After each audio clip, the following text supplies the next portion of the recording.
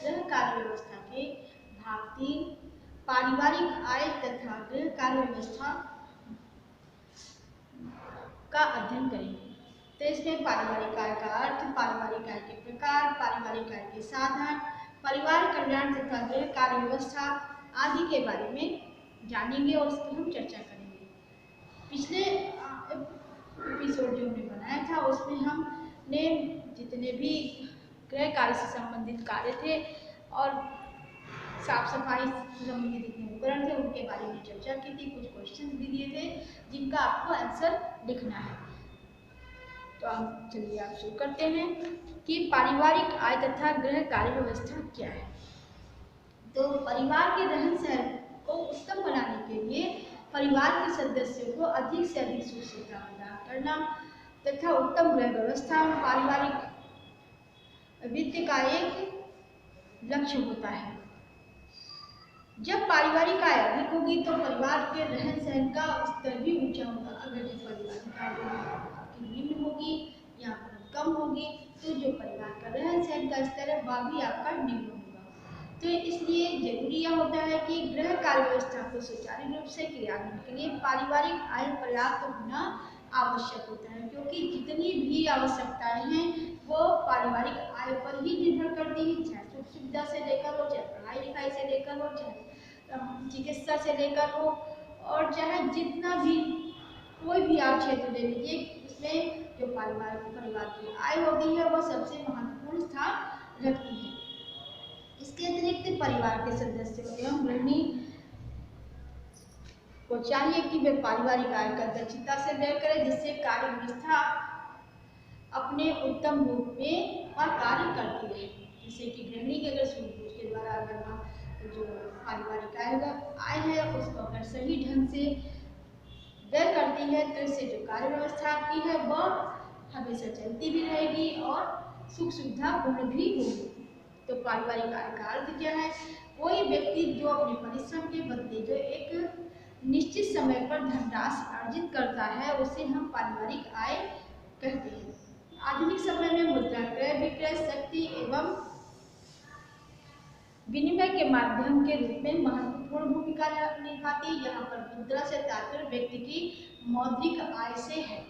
तो grass and candle के अनुसार शास्त्री ने अपना विचार दिया है के अनुसार कि ग्रास तथा कैंडल के अनुसार पारिवारिक आय मुद्रा वस्तुओं सेवाओं तथा संतोषों का वह प्रभाव है जो परिवार में उसकी आवश्यकताओं और इच्छाओं को पूर्ण करने और उत्तरदायित्वों के निर्वाह करने हेतु आता है।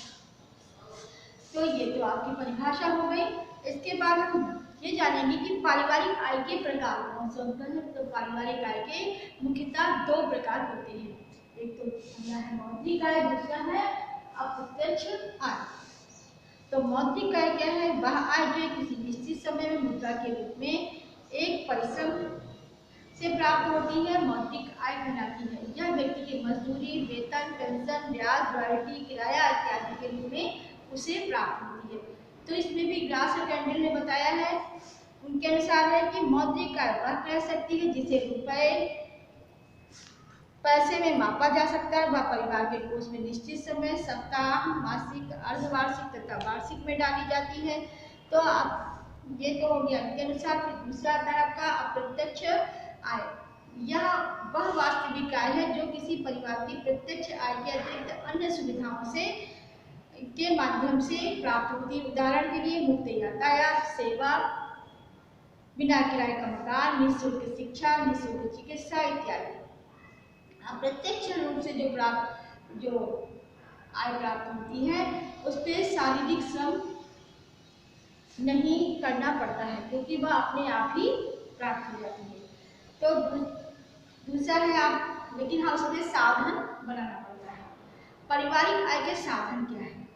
तो पारिवारिक आय निम्नलिखित साधन और भिन्न भिन्न रूपों में प्राप्त होती है। इस प्रकार पारिवारिक आय के साधनों को हम निम्नलिखित रूपों में देख सकते हैं।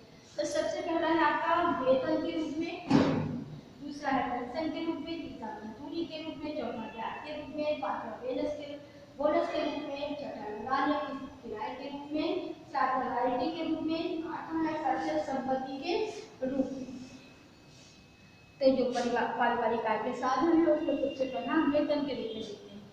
तो जिन कार्यों को संपादित कर शारीरिक श्रम को अनेक शारीरिक श्रम की अपेक्षा मानसिक श्रम की प्रधानता होती है तथा उसके प्रतिफल में जो आय प्राप्त होती है उससे हम वेतन की संज्ञा देते हैं। वेतन कार्य कुशलता, शिक्षा, परिश्रम, योग्यता, अनुभव वृद्धि के उत्तरदायित्व के अनुसार कम या अधिक हो सकती है, क्योंकि जिनकी योग्यता और कार्य कुशलता क्षमता अधिक होगी उनकी आय जो वेतन है उनका अधिक होगा, और जिनका कम होता है उनको कम आय प्राप्त होती है, या कम या ज़्यादा भी हो सकता है, क्योंकि वेतन उसकी योग्यता और व्यक्ति की कार्य कुशलता के आधार पर तय की जाती है। दूसरा है आपका पेंशन के रूप में। जब किसी सरकारी नौकरी में या किसी ऐसी संस्था में कार्य कर रहे होते हैं, जब उसके कार्य करने की क्षमता, शारीरिक श्रम करने की क्षमता समाप्त हो जाती है, तो एक जो व्यक्ति है वो रिटायर हो जाता है, यानी कि उससे सेवानिवृत्ति कर दिया जाती है। तो उसके बाद में जो कर्मचारी अथवा सेवक होते हैं उन्हें एक निश्चित आय मिलती है जो पेंशन कहलाती है। तो वेतन का एक निश्चित प्रतिमाह पेंशन के रूप में सेवानिवृत्त को मिलने वाली जो आय होती है वह पेंशन कहलाती है, वह प्रतिमाह मिलती रहती है, जिससे कि उसका खर्च चलता रहे, उसकी चिकित्सा सुविधा में कोई कमी न आए। तो ये तो आपको प्राप्त है पेंशन के रूप में। तीसरा आता है आपका मजदूरी के रूप में। तो मजदूरी के रूप में क्या होता है, श्रमिकों द्वारा किए गए शारीरिक श्रम के फलस्वरूप मुद्रा के रूप में जो आय की प्राप्ति होती है उसे पारिश्रमिक अथवा मजदूरी कहते हैं। मजदूरी दैनिक, साप्ताहिक, मासिक, त्रैमासिक या अर्धमासिक किसी भी रूप में प्राप्त हो सकती है। मजदूरी की दर श्रमिक कुशलता पर निर्भर होती है। चौथा होता है आपके ब्याज के रूप। किसी मौद्रिक पूंजी विनियोग के बदले में जो धनराशि प्राप्त होती है उसे ब्याज कहते हैं। कहने का मतलब यहाँ पे ये है कि मान लीजिए किसी को हमने 20,000 रुपये दिए, ठीक, उसके बाद उसका जो ब्याज लगता है, ब्याज लेने और देने में जो भी उनके बीच में समझौता होता है या बैंक से लेते हैं तो बैंक का ब्याज घटता बढ़ता भी रहता है। ऐसे ही अगर हम किसी से कर्ज लेते हैं, किसी से उधार लेते हैं तो उसका ब्याज दर उनके अनुसार होता है। तो जो उससे मिलने वाला जो ब्याज है वो हमारा जो मुद्रा दे देते हैं, जो उसके बाद जो मिलने वाली धनराशि होती है वो हमारी ब्याज कहलाती है। तथा उस मुद्रा को यदि किसी बैंक, पोस्ट ऑफिस या जैसे वित्तीय संस्थान से विनियोग कर दिया तो विनियोग किए गए मूलधन के अतिरिक्त जो राशि प्राप्त होती है उसे हम ब्याज कहते हैं। या मतलब जो राशि है हम बैंक से भी ले सकते हैं और डाकघर से भी रखते हैं, और किसी व्यक्ति से उधार जो लोग देते हैं उनसे भी ले सकते हैं। तो जो मूलधन होता है, मूलधन के बाद जो प्राप्त होने वाला जो उसके बाद अतिरिक्त धन होता है वह हमारा ब्याज कहलाता है। तो इस प्रकार भी यह आय प्राप्ति का एक साधन है। पांचवा होता है बोनस के रूप में। जैसे व्यवसायिक संस्थान में अनेक कर्मचारियों को वेतन के अतिरिक्त बोनस देने की सुविधा उपलब्ध होती है। जैसे कि मान लीजिए कि वह साल भर व्यक्ति काम करता है, ठीक, तो उसके बाद में साल भर उसकी कार्य कुशलता, योग्यता, क्षमता के अनुसार 1 साल में 2 साल में उसे बोनस देने का प्रावधान होता है, जो कि आपकी जो निश्चित आय होती है, निश्चित जो आपका वेतन होता है उसके अतिरिक्त वह दिया जाता है, या वर्ष में 1 या 2 बार वितरित किया जाता है। मतलब साल में 2 बार भी दे सकते हैं, 1 बार भी दे सकते हैं, दूसरे साल भी दे सकते हैं, तीसरे साल भी दे सकते हैं, या उनके व्यवसायिक संस्थानों के अपने मनमर्जी से होता है। छठा है लगान या किराए के रूप में। यदि कोई व्यक्ति अपनी जमीन पर स्वयं खेती न करके उसे किराए पर किसी अन्य व्यक्ति से खेती करवाता है तो उससे जो आय प्राप्त होती है वह लगान कहलाती है। अगर कोई व्यक्ति अपने मकान को किसी अन्य व्यक्ति को किराए पर देता है तथा उस व्यक्ति में निश्चित धनराशि प्राप्त करता है तो वह धनराशि क्या कहलाती है, किराया कहलाती है। तो ये हो गया आपका लगान और किराया के रूप में जो प्राप्त होता है। फिर आता है रॉयल्टी के रूप में। रॉयल्टी क्या चीज़ है, जैसे कि किसी प्रकाशक द्वारा किसी लेखक को उसकी लिखी पुस्तक पर बिक्री के अनुपात में जो धनराशि दी जाती है वह रॉयल्टी कहलाती है। जैसे कि मान लीजिए कि कोई लेखक ने अपनी पुस्तक लिखी और प्रकाशक को पुस्तक जहाँ पे पुस्तकें छपती हैं या यहाँ से मतलब निकलती हैं तो उसे प्रकाशक कहते हैं। जो प्रकाशक और जो लेखक के बीच में जो समझौता होता है उसी के अनुसार उसे वह धनराशि प्राप्त होती है। तो जो धनराशि जो प्राप्त होती है उसे रॉयल्टी कहती है। तो इस जो धनराशि की दर है प्रकाशक तथा लेखक के बीच में समझौते पर निर्भर करती है। अब आता है आपका पैतृक संपत्ति के रूप में। देखा होगा तो जब किसी व्यक्ति को उसके निकट संबंधी की मृत्यु के पश्चात उत्तराधिकार के रूप में जो संपत्ति प्राप्त होती है उसे पैतृक संपत्ति कहते हैं। यह संपत्ति भी उसकी आय का एक साधन होती है जो अकस्मात या अनिश्चित होती है, मतलब कि मिल भी सकती है और नहीं भी मिल सकती है, लेकिन जो पैतृक संपत्ति होती है वह मिलती जरूर है। तो यह जो संपत्ति है आपकी पैतृक संपत्ति कहकर आती है जो कि किसी उत्तराधिकारी के रूप में प्राप्त होती है। तो उससे जो आय प्राप्त होती है वह भी एक आय का साधन, जो पैतृक संपत्ति भी है वह भी आय का एक साधन है जो अकस्मात भी मिलती है और निश्चित होती है। कितनी मिलेगी ये भी कोई निश्चित नहीं होता है। अब हम आते हैं परिवार कल्याण तथा गृह कार्य व्यवस्था के अंतर्गत। हेडिंग डालेंगे परिवार कल्याण तथा गृह कार्य व्यवस्था।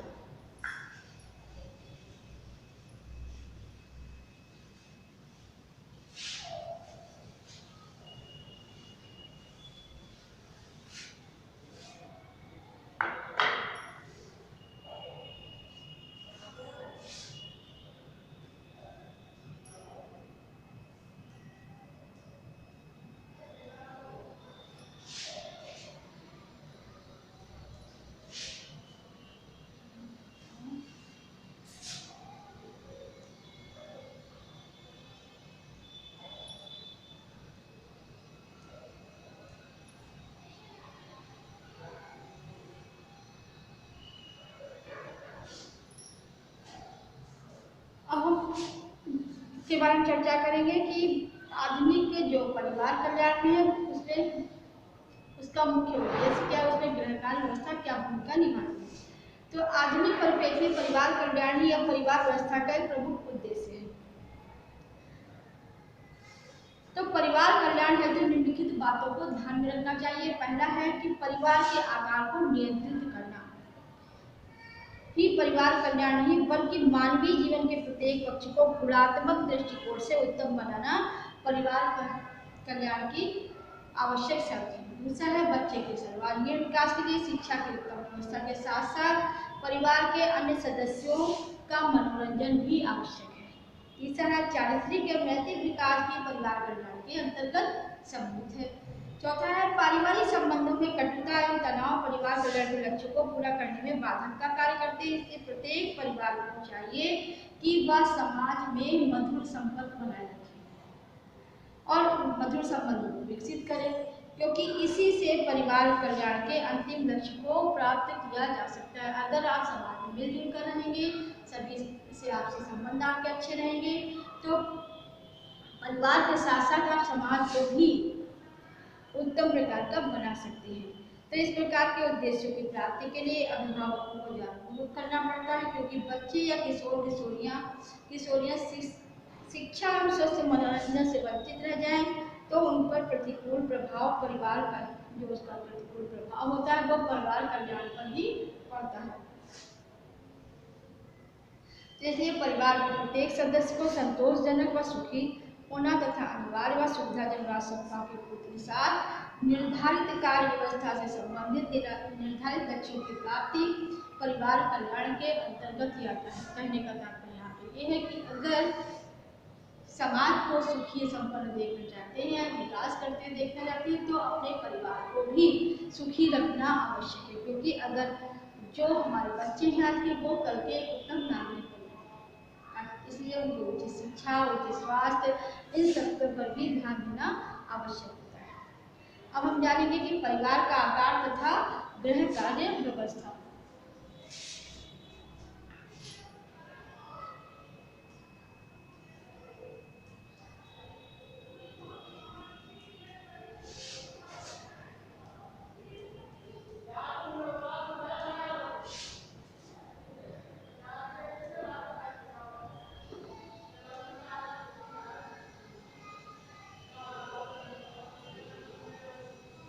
परिवार का आकार तथा गृह कार्य व्यवस्था।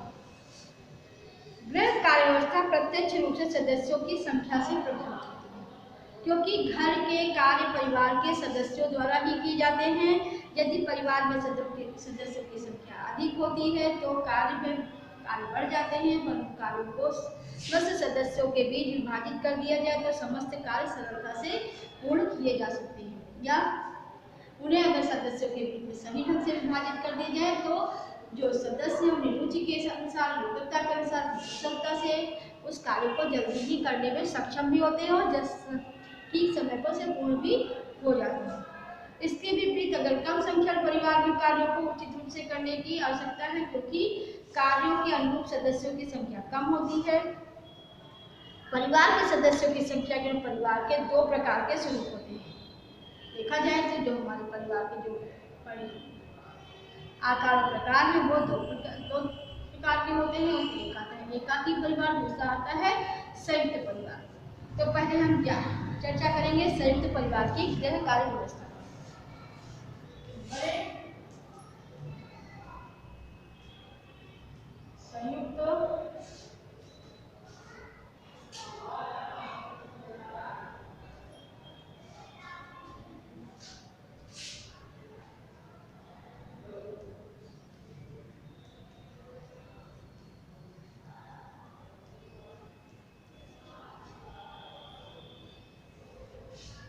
संयुक्त परिवार की गृह कार्य व्यवस्था।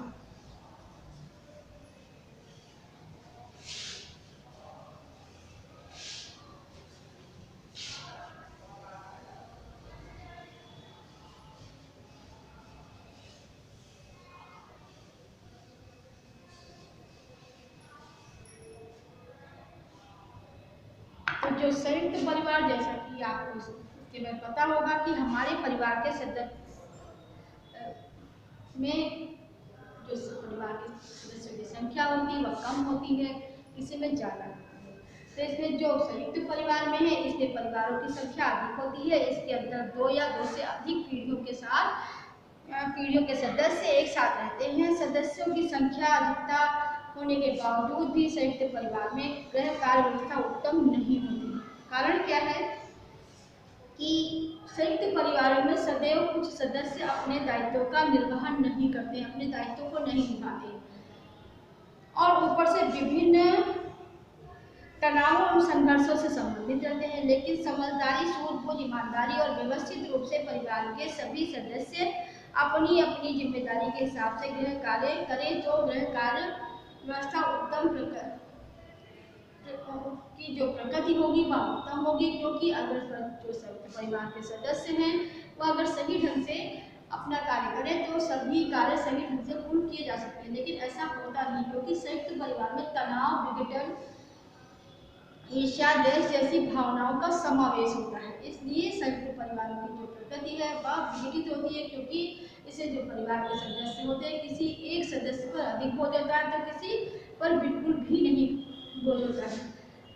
इसलिए इसका जो वातावरण है वह दूषित होता है और इसलिए उसमें जो कार्य करने की जो क्षमता है वह सही समय से पूर्ण नहीं होती है। तो इसमें अगर हम कुछ बातों का ध्यान रखें तो इसको भी हम उत्तम ढंग से पूर्ण कर सकते हैं। तो इसी क्रम में हम निम्नलिखित बातों का जो ध्यान है वो रखना आवश्यक होता है। तो इसमें पहला तो यह है कि गृह कार्य व्यवस्था का जो आवंटन है, जो बंटवारा है वो सदस्यों की योग्यता, क्षमता, शक्ति को अनुरूप करना चाहिए। जैसे एक शारीरिक रूप से कमजोर व्यक्ति को यदि कठिन कार्य दे दिया जाए तो उसका स्वास्थ्य जो है वो बिगड़ सकता है, तो इसे भी ध्यान रखना चाहिए। दूसरा आपका आता है परिवार के सदस्यों में कार्य का विभाजन उनकी रुचि के अनुसार ही किया जाए ताकि कार्य को कुशलतापूर्वक किया जा सके। जैसे कि सपोज करिए कि किसी व्यक्ति को खाना बनाने में रुचि है, तो किसी को कपड़े धोने में रुचि है, तो किसी को अन्य सिलाई बुनाई में रुचि है। तो अगर उसकी रुचि और योग्यता के अनुसार हम उसको कार्य को देंगे तो वो अपने कार्य को भली-भांति कर भी सकेगा और सही ढंग से समय पर पूरा भी कर देगा।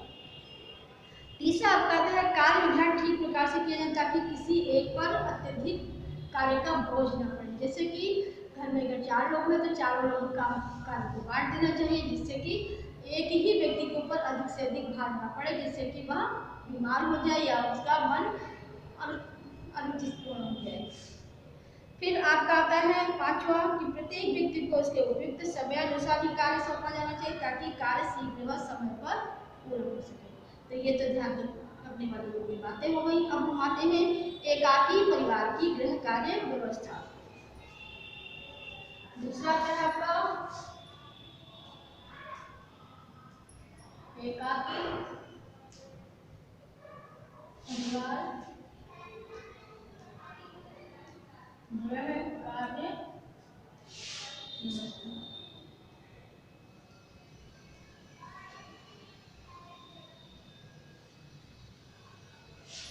जैसा कि एकाकी परिवार में सदस्यों की संख्या कम होती है, एकाकी परिवार में पति पत्नी उसके विवाहित बच्चे ही सम्मिलित होते हैं। कभी कभी एकाकी परिवार पति पत्नी पति पत्नी के साथ में माता पिता भी रहते हैं।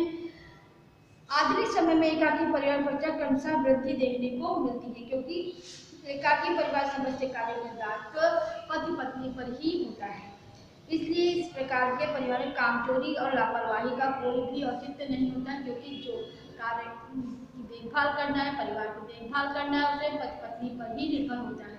इसलिए कोई भी कार्य को न करना इनके लिए उचित ही नहीं है, क्योंकि ये सभी कार्यों को पूर्ण करने का प्रयास करते हैं।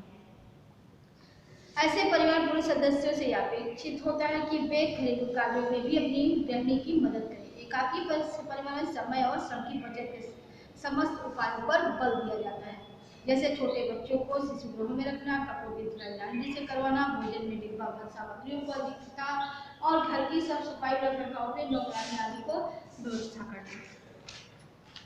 दूसरा है अतः कहा जा सकता है कि परिवार की संख्या का गृह कार्य व्यवस्था असीमित संख्या वाले परिवार में गृह कार्य व्यवस्था की प्रकृति जो होती है वह उत्तम होती है। अगर जिनमें परिवार के सदस्यों की संख्या सीमित होती है, उनके जो गृह कार्य की व्यवस्था होती है वह सबसे उत्तम और सुविधाजनक भी होती है।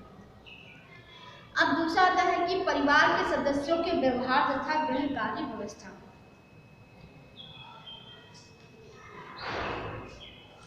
अब इसकी हम चर्चा करेंगे कि परिवार के सदस्यों का व्यवहार किस प्रकार का होना चाहिए। तो अब आते हैं इसकी चर्चा करेंगे कि परिवार के सदस्यों का व्यवहार तथा गृह कार्य व्यवस्था में क्या सहयोग करते हैं। तो जैसे कि हम परिवार का प्रत्येक सदस्य गृह कार्य व्यवस्था में भाग लेता है। जहाँ संयुक्त परिवार में सदस्यों की संख्या होती है, वहीं एकाकी परिवार में जो सदस्यों की संख्या होती है वह कम होती है। परिवार के सदस्यों के अगर पारस्परिक संबंध हैं, सदैव मधुर बने रहेंगे, उनके बीच जो व्यवहार करने के तरीके हैं वह अच्छे होंगे। अगर वह पारस्परिक संबंध और सहयोग की भावना और सामंजस्य बनाएंगे तो जो गृह कार्य व्यवस्था है वह उत्तम रूप से चलती रहेगी और जो गृह कार्य व्यवस्था है वह अच्छी बनी रहेगी। वहीं इसके विपरीत अगर जो संबंध आपके कट होंगे, ईर्ष्या और तनावपूर्ण से भरे हुए होंगे, असहयोगात्मक होंगे, तो गृह कार्य व्यवस्था अच्छी नहीं होगी और हम उससे जो कार्य करने का ढंग वह हमारा उत्तम नहीं होगा। तो परिवार के सदस्यों को इस बात पर विशेष ध्यान रखना चाहिए कि कभी किसी सदस्य की भावना आपके कार्यों से आहत न हो। परिवार के बड़े सदस्यों का नैतिक कर्तव्य होता है कि जो परिवार के जो सदस्य हैं उनके भी सामंजस्य बिठाएं और वो बच्चे की गतिविधियों की सही दिशा निर्देश करें और उन पर नियंत्रणकारी कदम भी उठाएं। घर के लोगों को हमेशा संतुलित व्यवहार किया जाना चाहिए, क्योंकि अधिक कठोरता और अत्यधिक कोमल व्यवहार घर परिवार के हित में नहीं होता। जैसे जिनके घर नौकर चाकर लगे उनके साथ भी ऐसा व्यवहार करना चाहिए, ना ही अधिक कठोर हो ना अधिक कोमल, जो कि परिवार के हित में हो वैसा ही उनके साथ करना चाहिए। ये तो रहा परिवार के सदस्यों के व्यवहार तथा कार्य व्यवस्था में कौन किस तरह भूमिका निभाएंगे। दूसरा आपका आता है परिवार के सदस्यों की अभिरुचि तथा गृह कार्य व्यवस्था। इसे परिवार के जैसे परिवार में प्रत्येक सदस्य किसी न किसी कार्य में रुचि लेता है, वह अपनी रुचि के अनुसार घर में जो कार्य व्यवस्था है उसको सुचारू रूप से चलाने के लिए अपना सहयोग भी देता है।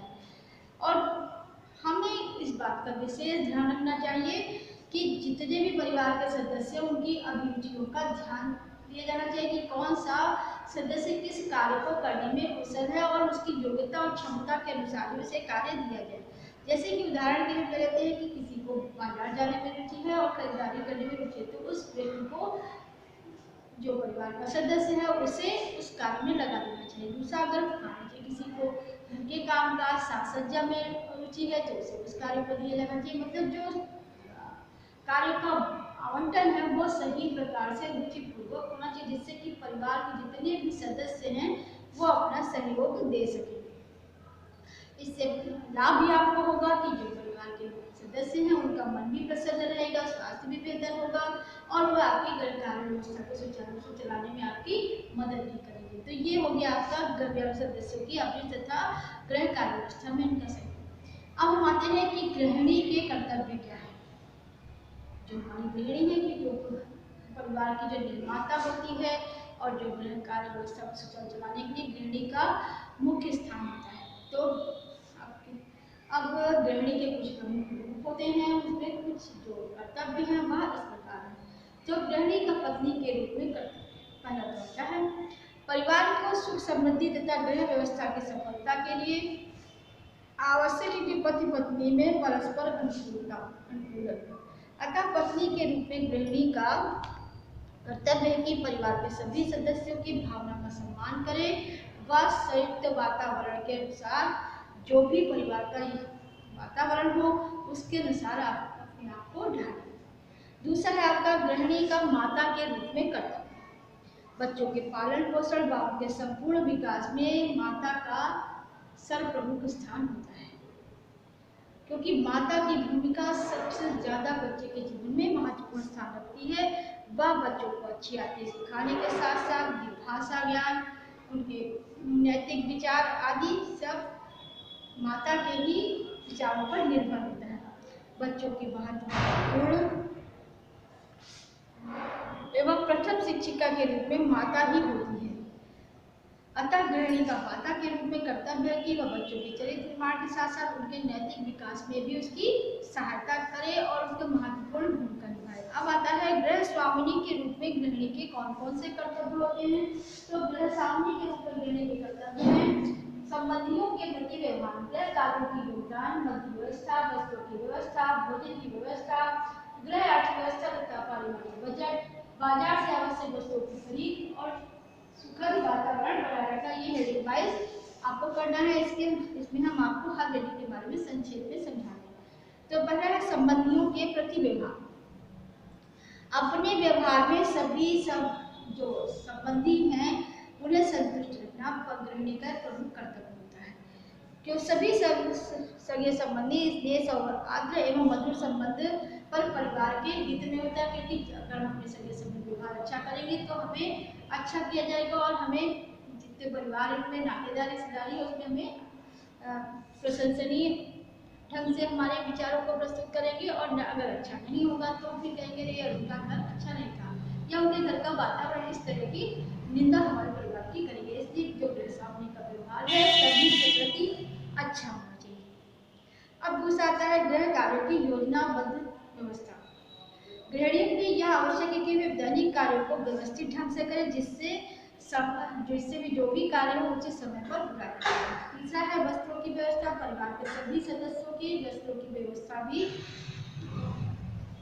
करना चाहिए और उसमें जो फटे गए हैं कपड़े या जो मरम्मत करने उनके समय पर सिलाई कर देनी चाहिए, और कपड़े के रख रखाव धुलाई आदि भी समय से कर देना चाहिए। यह भी गृहिणी का मुख्य कर्तव्य है। तीसरा है आपका भोजन की व्यवस्था। उपलब्ध बजट में परिवार के सदस्यों के पौष्टिक भोजन बनाना भी गृहिणी का कर्तव्य है और उत्तरदायित्व भी है। भोजन को संतुलित बनाने के लिए स्वच्छ ढंग से और विधि एक अच्छी पाक कला विधि से बनाने के कार्य में गृहिणी करती है, उसे भोजन बनाने में निपुण होना चाहिए।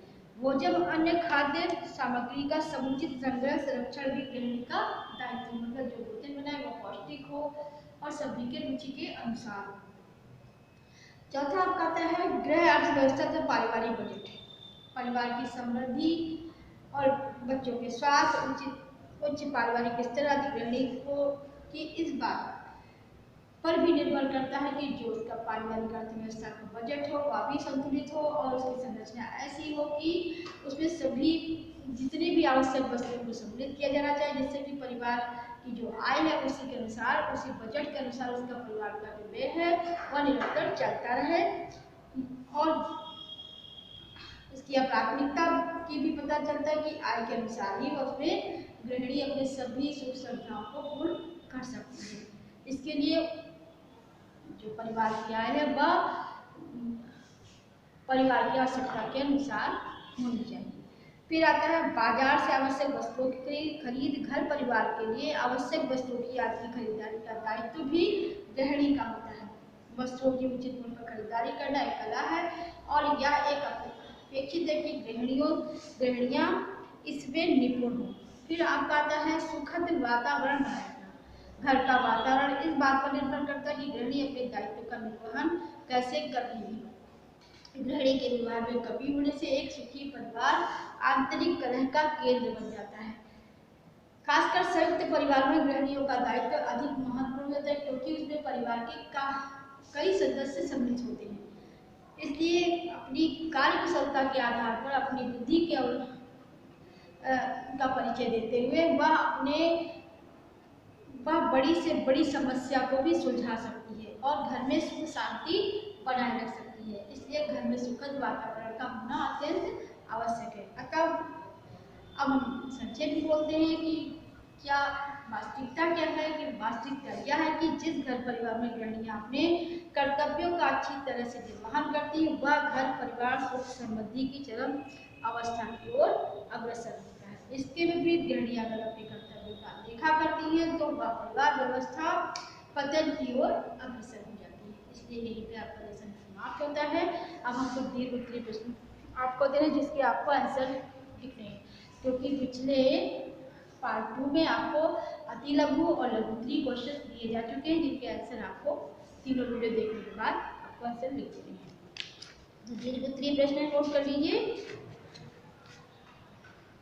कि गृह कार्य व्यवस्था से आप क्या समझते हैं। गृह कार्य व्यवस्था के महत्व को स्पष्ट कीजिए। दूसरा है गृह कार्यों के वर्गीकरण पर प्रकाश डालिए।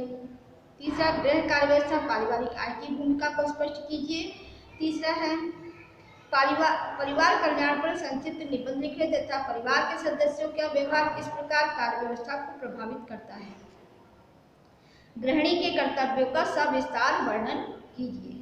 ये तो आपके हो गए दीर्घ उत्तरीय प्रश्न हैं। इनके सबके आंसर लिख के आप क्लासरूम पर दिखाएंगे। वीडियो देखने के लिए धन्यवाद। अगले वीडियो में अगले अध्याय के साथ मिलते हैं।